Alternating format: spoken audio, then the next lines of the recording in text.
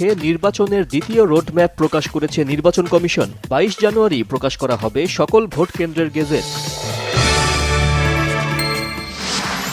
Postal ballot পেপারে অনিয়মের অভিযোগ সহ 3 দফা দাবিতে দ্বিতীয় দিনের মতো ইসি ঘেরাও কর্মসূচি পালন করছে জাতীয়তাবাদী ছাত্রদল।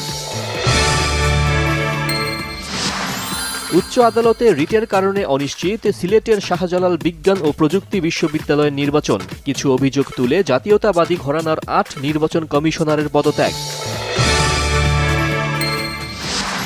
গুম নির্যাতনের ঘটনায় শেখ হাসিনা সহ 13 জনের বিরুদ্ধে সাক্ষ্য গ্রহণ চলছে। গুমের শিকার হুম্মাম কাদের চৌধুরীর সাক্ষ্য প্রদান ট্রাইব্যুনাল 1-এ। সুতা আমদানির ওপর শুল্ক আরোপের সিদ্ধান্ত সম্পূর্ণ অযৌক্তিক ও আত্মঘাতী দাবি করে নতুন শুল্ক প্রত্যাহার চায় বিজিএমইএ ও বিকেএমইএ। চিন্ময় অনুসারী